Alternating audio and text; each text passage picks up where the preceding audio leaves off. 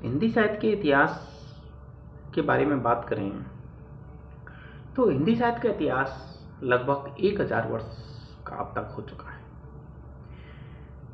हिंदी साहित्य के इतिहास 4 भागों में विभाजित है। इसकी मोटा मोटी चर्चा करें, प्रारंभ को लेके अलग अलग विद्वानों का अलग अलग मत है। राहुल संस्कृतायन शुरुआत मानते हैं 7वीं सदी के आसपास, क्योंकि उन्होंने सिद्ध साहित्य को भी इसमें समाहित किया है। अब हिंदी साहित्य के इतिहास की जो शुरुआत का जो प्रश्न है वो सबसे पहले भाषा से जुड़ा हुआ है कि जब हिंदी भाषा की उत्पत्ति हुई तभी से हिंदी साहित्य के इतिहास की शुरुआत मानेंगे। भाषाओं का एक क्रम रहा है। सबसे पहले वैदिक संस्कृत, जिसमें 4 वेद लिखे गए। उसके बाद लौकिक संस्कृत, जिसमें महाभारत, वाल्मीकि रामायण ये लिखी गई। उसके बाद पाली संस्कृत से पाली भाषा का उद्भव हुआ, जिसमें महात्मा बुद्ध के उपदेश, त्रिपिटक जो ग्रंथ है, धम्मपद जिन्हें बौद्धों की गीता कहा जाता है, वो पाली भाषा में। अब पाली से जो उत्पन्न हुई वो प्राकृत हुई, जिसमें महावीर स्वामी के सिद्धांत, उनके उपदेश समाये हुए हैं। प्राकृत के बाद अपभ्रंश भाषा अस्तित्व में आई। अपभ्रंश का अर्थ होता है सीधा सा हिंदी भाषा का बिगड़ा हुआ रूप। तो वैदिक संस्कृत, लौकिक संस्कृत, पाली, प्राकृत और अपभ्रंश।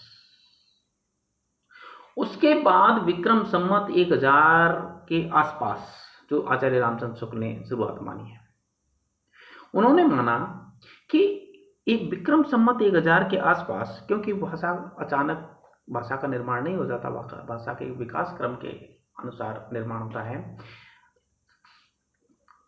विक्रम संवत 1000 के आसपास समाज में विचार विमर्श करने के लिए एक बोली थी, आम बोलचाल एक बोली थी। जब उस बोली में अभी उसे साहित्य का दर्जा नहीं मिला था, उस बोली में तत्सम शब्दों का समाहार होने लगा, तत्सम शब्दों का अधिक प्रयोग होने लगा, तब वह भाषा हिंदी भाषा बनी, हिंदी भाषा का निर्माण हुआ। अब तत्सम शब्दों के समावेश के कारण नई भाषा हिंदी अस्तित्व में आई।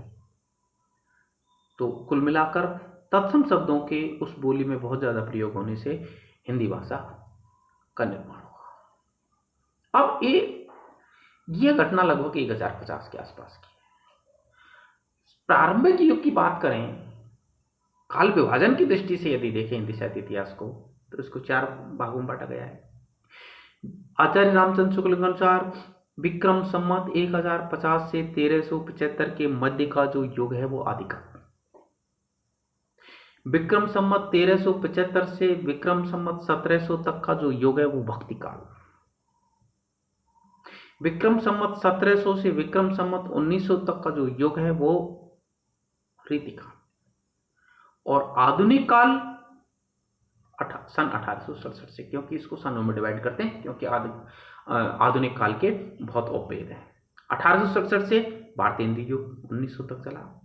1900 से 1920 तक द्विवेदी युग, महावीर प्रसाद द्विवेदी। 1918 से 1936 तक छायावाद। 1936 से 1947 तक प्रगतिवाद।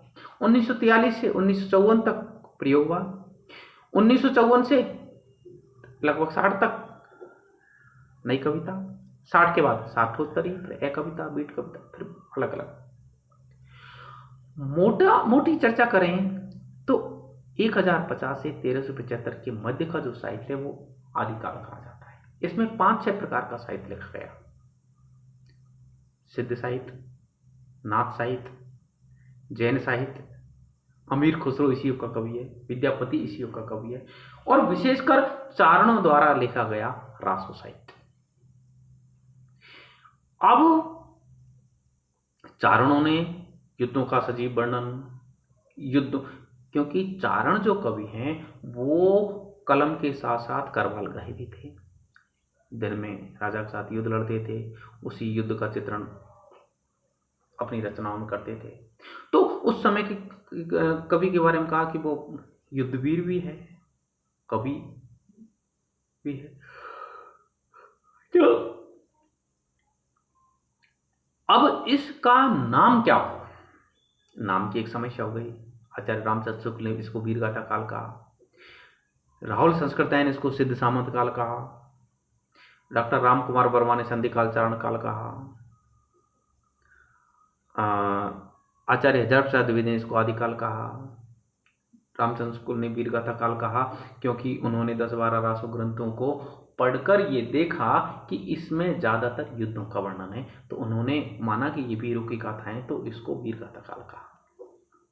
अब बात करते हैं डॉक्टर राम कुमार वर्मा की। राम कुमार वर्मा ने इसको संधि काल चारण काल कहा, क्योंकि उन्होंने माना कि 2 भाषाओं का संधि स्थल है, चारणों के द्वारा साहित्य लिखा गया है, इसलिए इसको संधि काल चारण काल। राहुल संस्कृतायन सिद्ध सामंत काल कहा, क्योंकि सिद्धों द्वारा लिखा गया है, सामंतों की प्रेरणा से लिखा गया है। अब ये सभी नाम अपने आप में आधे अधूरे हैं, जिनकी चर्चा विस्तार से अलग पार्ट में हुई है, क्योंकि वीरगाथा काल नाम कह देने से जो 5-6 प्रकार का साहित्य लिखा गया उसका वो उसकी नाम की परिधि में नहीं आता। संधि काल चारण काल नाम देने से भी ये आधा अधूरा नाम, सिद्ध सामंत काल नाम देने से भी यह नाम आधा अधूरा हो जाता है। अब आदिकाल जो नाम है वो इसका अब तक का सबसे परफेक्ट और उचित नाम है, क्योंकि हिंदी साहित्य के इतिहास में जितनी भी 1000 वर्ष के काल में प्रवृत्तियां पुष्पित और पल्लवित हुई हैं, उन सब प्रवृत्तियों का मूल जो उद्गम स्रोत है, प्रसव बेला है, वो आदिकाल है। इसलिए सभी विद्वानों ने इसको स्वीकार कर लिया। पृष्ठभूमि की इसकी बात करें तो राजनीतिक पृष्ठभूमि, देश छोटे छोटे टुकड़ों में बटा हुआ था। अब छोटी छोटी रियासतों के जो सामंत अपने आप को तथाकथित राजा मानते थे, आपस में राजा युद्ध करते थे, राष्ट्रीयता की जो भावना थी वो बहुत संकुचित थी। सामाजिक स्थिति, जब राजनीतिक अवस्था ऐसी हो तो सामाजिक स्थिति बहुत अच्छी हो ही नहीं सकती। अंधविश्वास पूरी तरह बढ़े हुए थे, अशिक्षा पूरी तरह थी, रूढ़ियों की मान्यता थी, धर्म के नाम पर लोगों को ठगा जा रहा था, धार्मिक परिस्थितियां भी प्रतिकूल थी, सामाजिक परिस्थिति, आर्थिक स्थिति लोगों की बहुत अच्छी नहीं थी। तो कुल मिलाकर पृष्ठभूमि भी इसकी ज्यादा अच्छी नहीं थी, अलग अलग जगह। अब इसकी जो प्रवृत्तियां हैं वो मोटा मोटी सी ये, इसमें ऐतिहासिकता का अभाव मिलता है, क्योंकि राजाओं की झूठी मूठी उन्होंने प्रशंसा की है, संकुचित राष्ट्रीयता की भावना है। इस तरह का जो आदिकाल है वो लगभग इस तरह का साहित्य है। आगे बढ़ते हैं भक्ति काल के लिए। विक्रम संवत 1050 से 1375 के मध्य का आदिकाल, 1375 से 19 विक्रम संवत 1700 तक भक्ति काल। भक्ति काल में मुख्यतः 4 धाराएं चली, 2 पार्टों की, एक सगुण धारा की, दो तो निर्गुण धारा की, दो तो निर्गुण धारा की, 2 सगुण धारा की। निर्गुण धारा में एक ज्ञान मार्ग, एक प्रेम मार्ग। ज्ञान मार्ग के जो प्रवर्तक कवि हैं वो कबीर हैं। निर्गुण मार्ग के जो प्रवर्तक, प्रेम मार्ग के जो प्रवर्तक कवि हैं वो मलिक मोहम्मद जायसी हैं। सगुण धारा में भी 2 धाराएं चली, एक राम मार्गी, एक कृष्ण मार्गी। राम मार्गी धारा के जो प्रवर्तक कवि हैं वो तुलसीदास हैं, कृष्ण मार्ग की धारा के जो प्रवर्तक कवि हैं वो सूरदास हैं। सगुण धारा की जो मान्यता थी दोनों की, वो लगभग ये थी कि उन्होंने परमात्मा को अवतार के रूप में माना, कि जब जब सृष्टि पर धर्म का नाश होता है, अधर्म बढ़ता है, तो ईश्वर अवतार लेते हैं। निर्गुण निराकार प्रभु सोई भगत प्रेम बस सगुण सोई। जो निर्गुण निराकार परमात्मा है वो भक्तों के प्रेम की बसीभूत होकर सगुण साकार रूप धारण कर लेते हैं। इस तरह की मान्यता रही। अब निर्गुण की बात करें तो निर्गुण वाले परमात्मा को रूप के बंधन में नहीं मानते, वो मानते हैं वो निराकार है, सर्वव्यापक तत्व है, सब घट मेरा साइया, खाली घटना कोई, बलिहारी व घट की जा घट प्रगट होए। तो उन्होंने ईश्वर को निर्गुण निराकार माना। तो यहां दोनों में रूप का अंतर है, आकार का अंतर है। परमात्मा सगुण की यहां लीलाएं करते हैं, निर्गुण के अनुसार वो सृष्टि के कण कण में व्याप्त है। सब त्रिगुणातीत है, निर्गुण के अनुसार वो तीनों गुणों से परे तत्व है। वो एक सर्वोच्च सत्ता है। पुहुप वास्ते पात्रा ऐसा तत्वनो, वो पुष्पों की खुशबू से विवारिक है। भक्ति काल में केवल और केवल ईश्वर से संबंधित रचनाएं हुई। भक्ति आंदोलन अपने आप में एक बहुत बड़ा आंदोलन था। सारे भारत में अलग अलग विद्वानों ने अलग अलग मान्यताएं थी। आचार्य रामचंद्र शुक्ल ने कहा कि हताशा निराशा का परिणाम है। बाबू गुलाब राय जी भी इन्हीं के साथ हो लिए कि हताशा निराशा का परिणाम है। कबीर हुमायूं आबिद हुसैन ने कहा कि इस्लाम की दर्शन की देन है। ग्रियर्सन विल्सन ने कहा कि ईसाइयत की देन है। अलग अलग विद्वान, अलग अलग आलोचक उसको भक्ति आंदोलन को अलग अलग उनसे जोड़ते चले गए। अब ना तो ये ईसाइयत की देन है आचार्य हजारी प्रसाद द्विवेदी के अनुसार, न ये इस्लाम की देन है, न ये हताशा निराशा का परिणाम है। उन्होंने माना कि महाभारत के भीष्म पर्व में, नारद भक्ति सूत्र में, सांडल भक्ति सूत्र में भक्ति का पहले ही बहुत विशद और व्यापक चित्रण हो चुका है। तो उन्होंने माना कि भक्ति का जो मूल स्रोत है वो प्राचीन भारतीय ग्रंथ है। तो इस तरह भक्ति आंदोलन, भक्ति जो साहित्य है उसे हिंदी साहित्य का स्वर्ण युग माना जाता है। क्यों? क्योंकि वह शाश्वत समस्याओं को शाश्वत स्तर पर समाधान देता है। जैसे सोना कभी पुराना नहीं पड़ता, उसी तरह भक्तिकालीन जो साहित्य है कभी पुराना नहीं पड़ेगा। तो ये मोटा मोटी भक्ति काल रहा। रीतिकाल में 3 धाराएं चली, रीतिबद्ध, रीति मुक्त, रीति सिद्ध। रीति का अर्थ होता है परंपरा। तो इन्होंने संस्कृत काव्यशास्त्र के सिद्धांतों की परंपरा का पालन किया, साथ ही उनका अनुवाद किया। जिन्होंने अनुवाद भी किया और कवि भी हुए वो रीतिबद्ध कवि कहलाए। अनुवाद करने के कारण उन कवियों को एक आचार्य का पद मिला। तो रीतिबद्ध जो कवि हैं, श्रृंगारिकता, अलंकारिकता इनकी मुख्य प्रवृत्ति रही है। दरबारी ये साहित्य रहा है, सामंती वातावरण से बिल्कुल ओतप्रोत रहा है। श्रृंगार की अतिरेकता, अश्लीलता इस साहित्य में ज्यादा आ गई। रीति मुक्त की बात करें तो घनानंद आलम बोधा ठाकुर इसके कवि हैं, जो रीति, जो दरबारी साहित्य से पूरी तरह विलग हैं, उनसे अलग है, उनसे उनका कोई मतलब नहीं है। रीति सिद्ध जो कवि एकमात्र बिहारी है, वो रीति का पालन तो करते हैं लेकिन संस्कृत काव्यशास्त्र के सिद्धांतों का अनुवाद नहीं करते, इसलिए उन्हें रीति सिद्ध कवि कहा है। तो रीतिबद्ध, रीति मुक्त और रीति सिद्ध ये 3 परंपराएं रीतिकाल में निकली। अब आधुनिक काल की बात करें तो आधुनिक काल सन 1867 से शुरू होता है। आधुनिक काल में सबसे पहले भारतीय युग आता है, जिसमें एक बहुत बड़ी बात क्या हुई कि पद्य के साथ साथ गद्य का भी विकास हुआ। कहानी, नाटक, निबंध, उपन्यास, एकांकी, आलोचना, इन सब का विकास हुआ। तो गद्य और पद्य 2 धाराओं में साहित्य की रचनाएं होने लगी। नाटक, निबंध सब लिखे गए।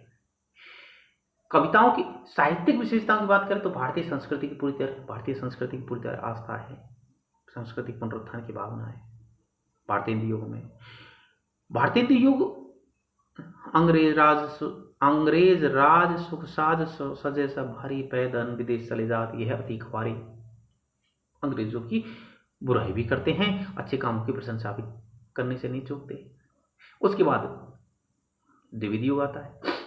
महावीर प्रसाद द्विवेदी ने सरस्वती पत्रिका का जो संपादन किया 1903 से 1920 तक, तो उन्होंने खड़ी बोली को परिमार्जित और परिष्कृत करने का, व्याकरणनिष्ठ बनाने का, उसको शुद्धतम रूप देने का प्रयास किया। उन्होंने माना कि खड़ी बोली को जितना ज्यादा परिष्कृत, वो जरा सी भी मात्राओं की, वर्णों की, व्याकरण की कोई भी अशुद्धि होती उस कविता को अपनी सरस्वती पत्रिका में स्थान नहीं देते थे। जूही की कली को भी 3 बार वापस कर दिया था निराला जी। तो महावीर प्रसाद द्विवेदी ने खड़ी बोली को परिमार्जित, परिष्कार करने का कार्य किया। इतिवृत्तात्मकता शैली के प्रति उनका बहुत ज्यादा मोह रहा, जिसमें ये मराठी शैली जिसमें स्थूल चीजों का ज्यादा चित्रण किया जाता है। 1918 से 1936 के मध्य का जो युग है वो छायावाद है, जिसमें पंत प्रसाद निराला, महादेवी वर्मा इसके मुख्य कवि रहे। व्यक्तिवादिता, रहस्यात्मकता, दार्शनिकता, प्रकृति का मानवीकरण, मुक्त छंद का प्रयोग, लाक्षणिक शैली का प्रयोग, ये इनकी मुख्य मुख्य विशेषताएं रही। 1936 में प्रगतिवाद शुरू हो जाता है। पंत जिनके प्रथम कवि माने जाते हैं, निराला भी उन्हीं में शामिल हो गए। केदारनाथ अग्रवाल से मंगल सिंह सुमन ये इनके अन्य कवि हुए। रामधारी सिंह दिनकर, इन्होंने प्रगतिवादी रचनाएं लिखना शुरू किया, जिसका प्रगतिवाद का सीधा सा उद्देश्य ये था कि साहित्य के माध्यम से समाज की प्रगति हो। 1947 तक ये लिखा गया। 1943 में सच्चिदानंद हिरानंद बादशाह ने एक तार सप्तक निकाला, जिसमें उन्होंने हिंदी साहित्य में नए प्रयोग करना शुरू कर दिया। नए उपमानों का प्रयोग, भुजा हुआ पापड़, मतलब इस तरह के हीटर सा बदन, गरम मेरा दिल, गरम मेरा बदन। तो उन्होंने नए नए उपमानों का प्रयोग किया, नई भाषा का प्रयोग किया, इसलिए इसे प्रयोगवाद कहा गया। प्रयोगवाद की जो घोर हेमनिस्ट व्यक्तिवादिता, अति बौद्धिकता, अश्लीलता, कामुक वृत्तियों, इस तरह की उन्होंने जो किया, उसका जो परिष्कृत रूप है 1954 में जगदीश चंद्र गुप्त ने नई कविता के रूप में वो बदल गया। तो ऐतिहासिकता की दृष्टि से नई कविता द्विविध युग का ही परिष्कृत रूप है। नई कविता के बाद 1960 के बाद साठोत्तरी। तो ये मोटा मोटी हिंदी साहित्य का इतिहास है जो 1000 वर्ष का काल का है।